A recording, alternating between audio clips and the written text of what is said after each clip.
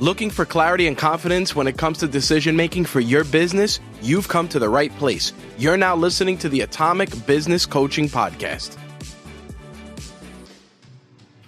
Bernie DeSantis, you and I got to know each other through an extremely vulnerable social media post that you did.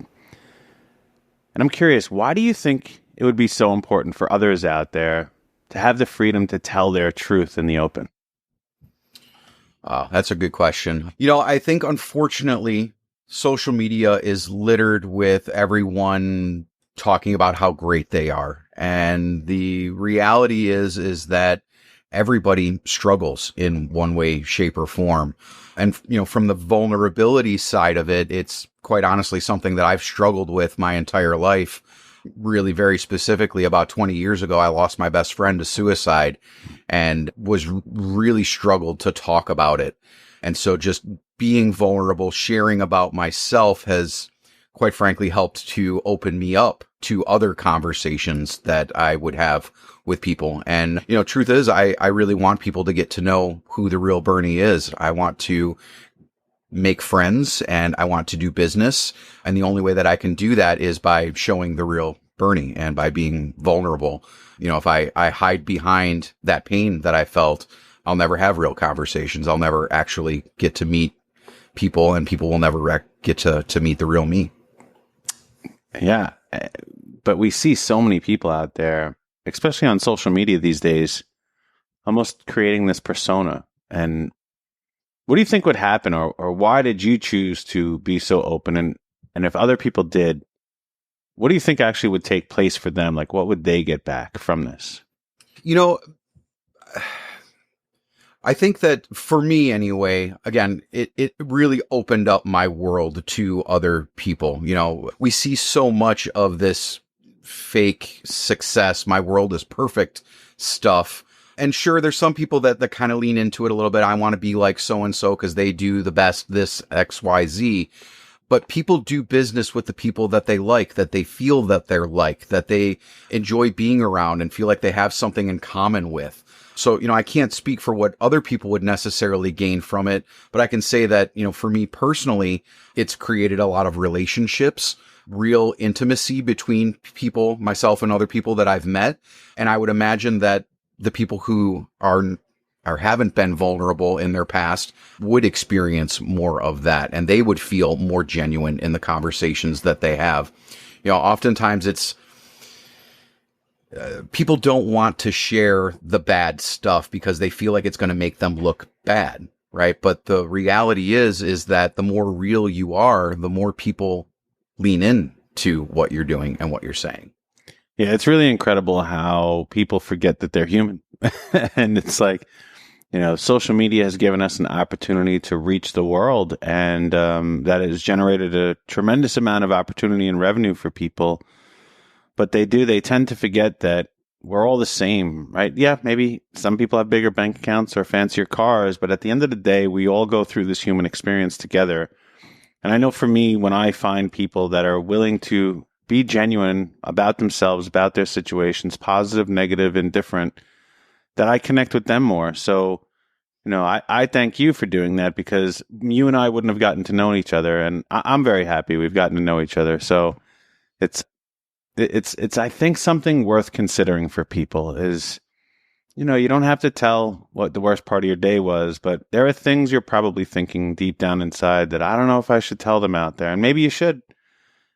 Maybe you shouldn't, but Well, my dad taught me a long time ago, Adam, that everybody puts their pants on the same way. We're all basically the same. Our journey throughout the course of life is going to be different for each and every one of us. But when you start your day, we all put our pants on one leg at a time, except for Superman. He, jumps right in. And Christopher Walken, he puts his pants on one leg at a time, except when he puts them on, he makes gold records, So yeah, look, it's hard to be vulnerable. It's a difficult thing. And, that's much like what your business is.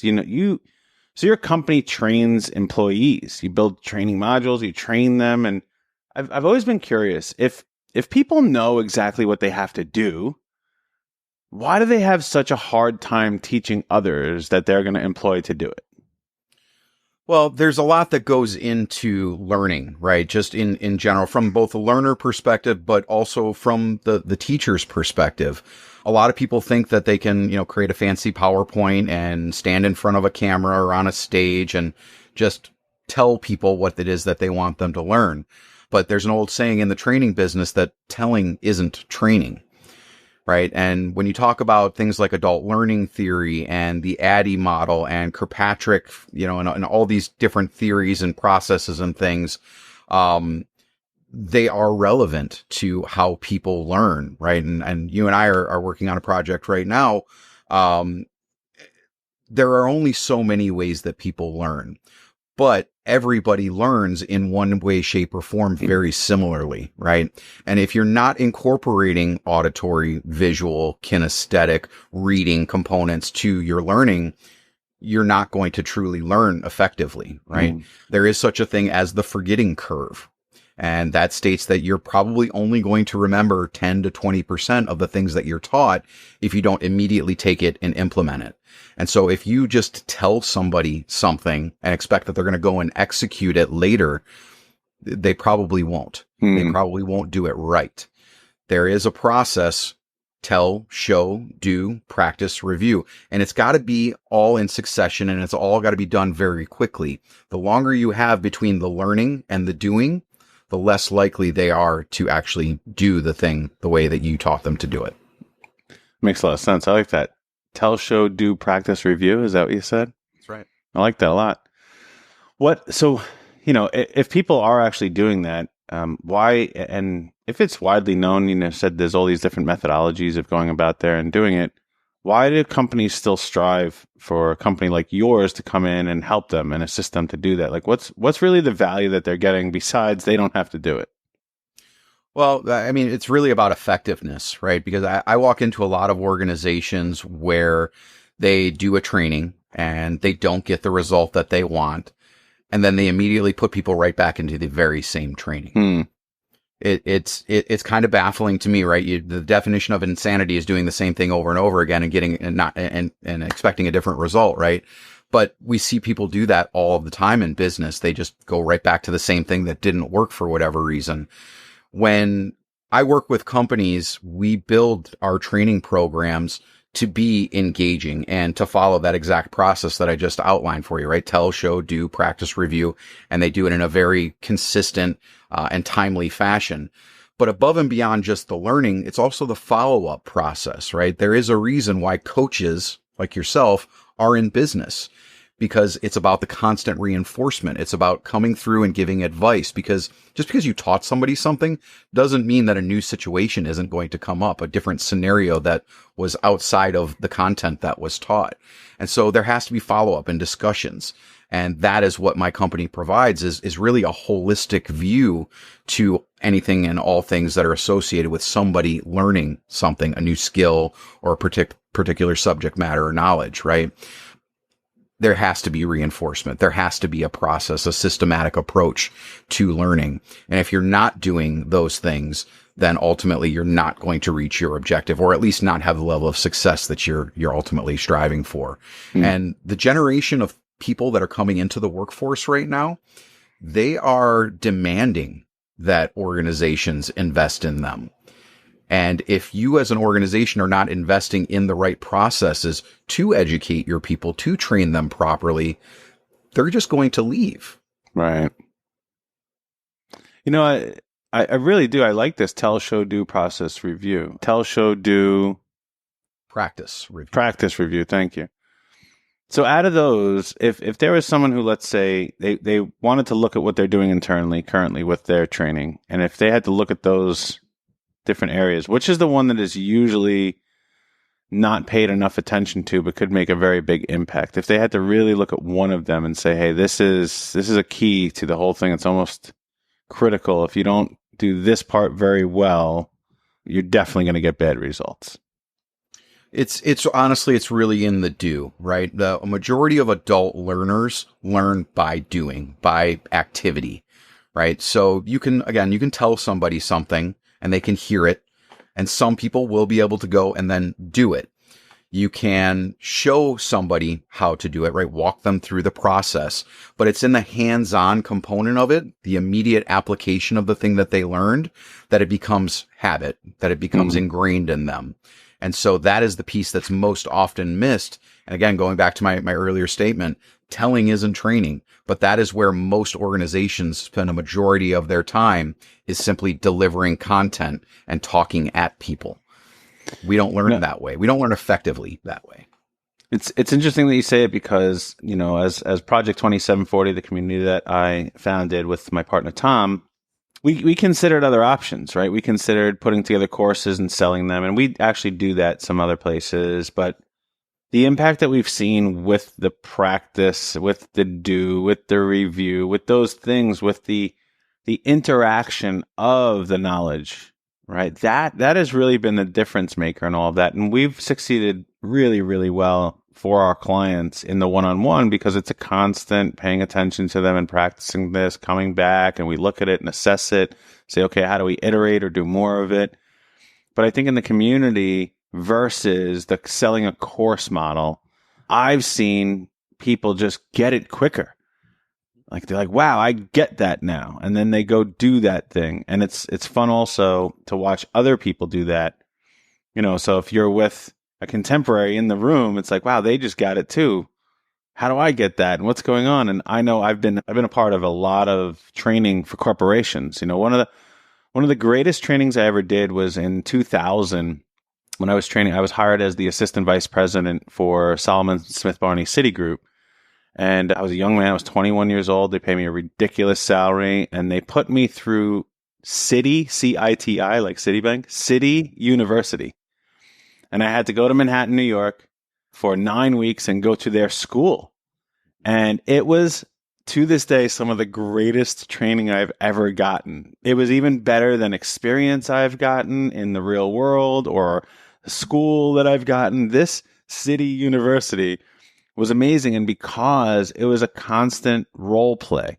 So what they were doing, and one of the best ones was the body language course that we took, and they taught us all about body language, but it was like you sat at a desk. It wasn't a screen that you watched. You sat at a desk, and they did it, and then you did it, and they did it, and then you did it. And it was like, I felt that. It wasn't just, okay, I understand why you want me to do this, and I understand how effective it could be. It's like, I felt it.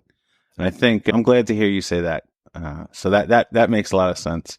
Yeah, there's there's a lot of courses out there that deliver really good content, right? You can do e-learning and things like that. The content itself is really good, but what's missing is the application, right? It is in the doing of the thing that you become proficient in doing it. And that's honestly one of the reasons why my company builds e-learning. We're happy to do it. I believe it's one of the least effective ways of training people because most people will just watch the video, click the button, click through. It's funny. When we're talking about doing, and the time I've gotten to know you tend to do stuff, at least when you're not talking all the time. You tend to do something all the time. And I'm going to guess that many of your audience probably wants to ask this question, but never asked. And maybe you have told it before, but I don't know. I see a lot of time twirling the mustache. When you're doing stuff, you're twirling that mustache. It's almost like you're hatching a plan to take over the world.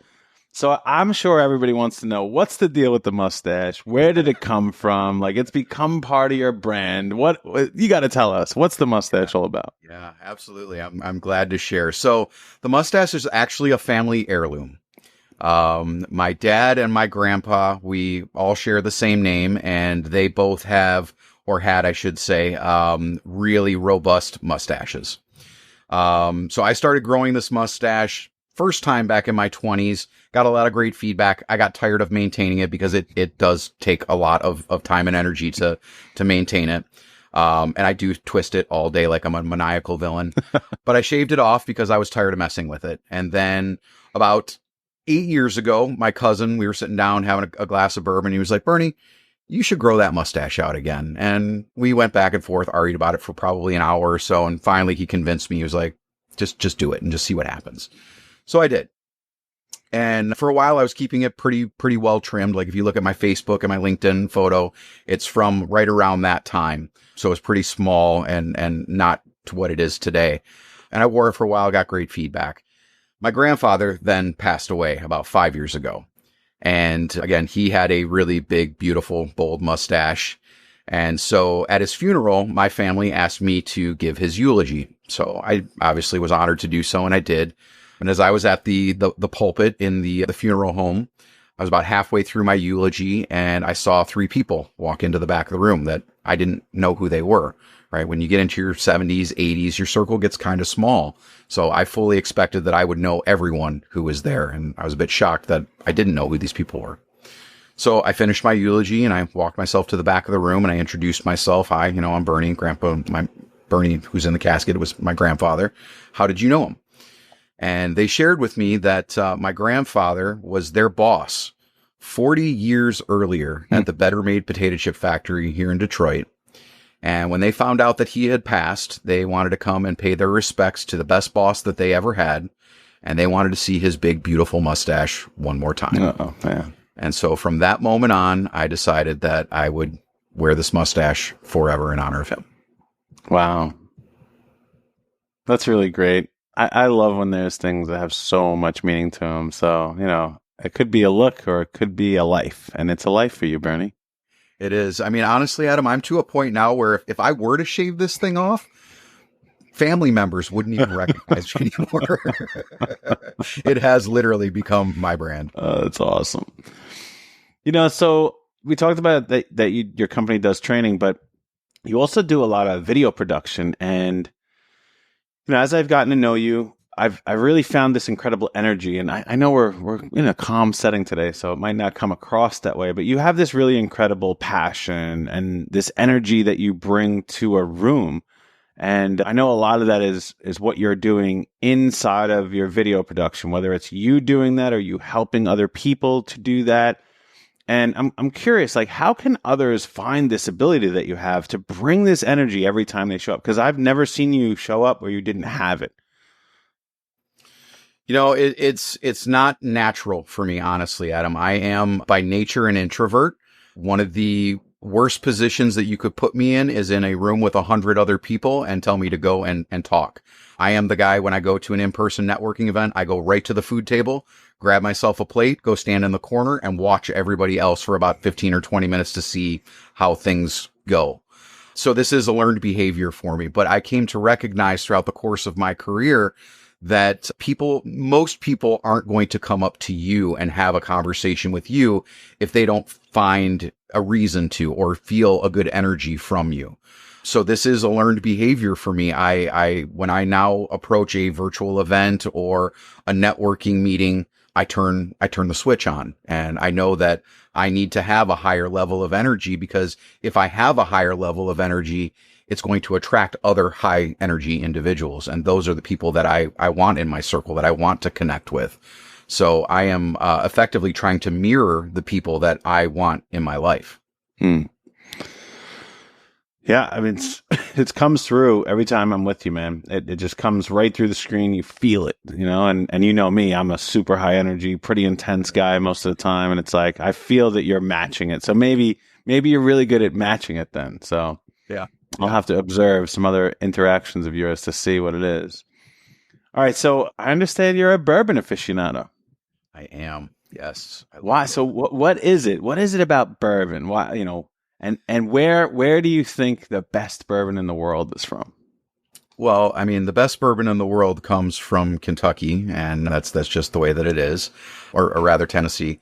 So for me, I spent a lot of time in my college days in Florida.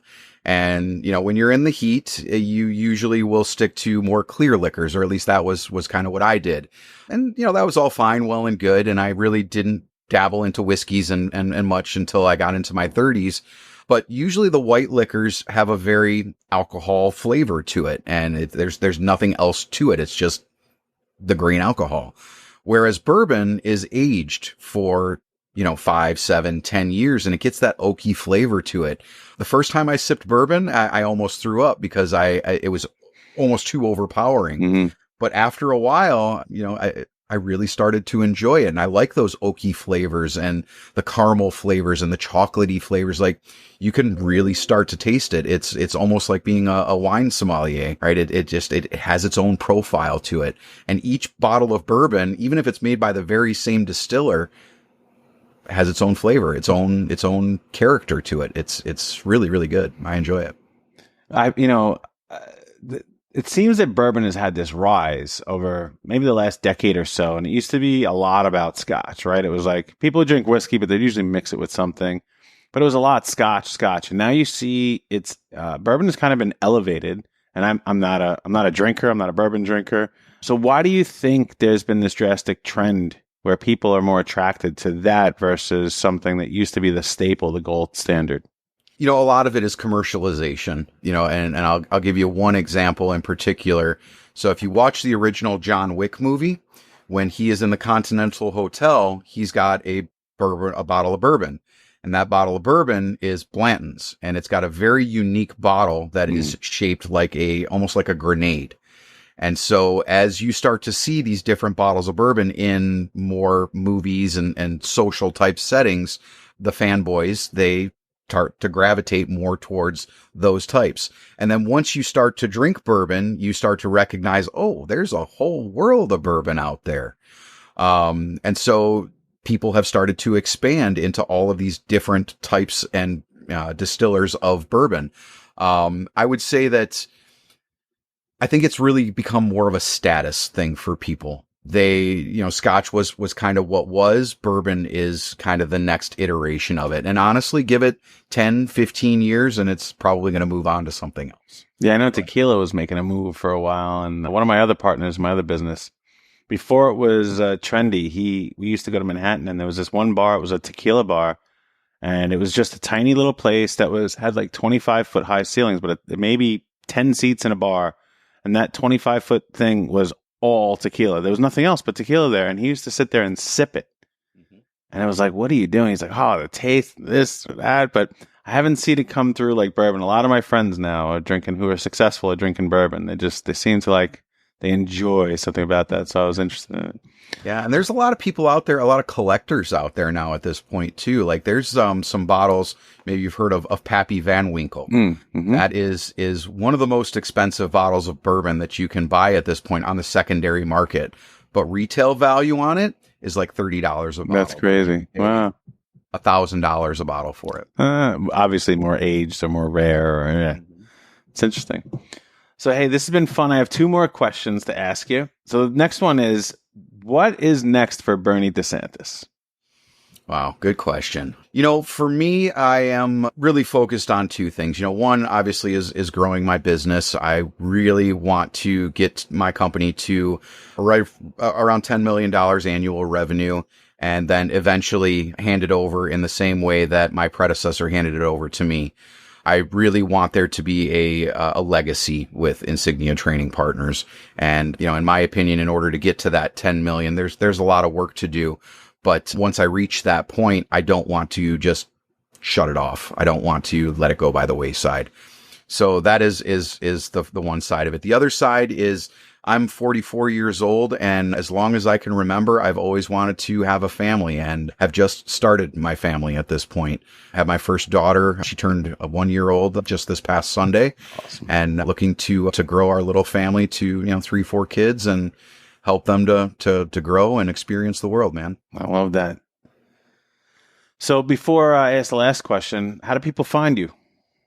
Probably the easiest way is going to be LinkedIn. Just search Bernie DeSantis III, III, and I am going to be the one with the big giant mustache. Or you can go to insigniatraining.com and request a meeting with me. All right, great. I'll ask the guys to put that in the show notes. So last question, same question I ask every single person that's come on LinkedIn LinkUps. So currently there's about 8 billion people on this planet. So if you knew that every single one of them would hear this one message from you, what would you want to tell the world? That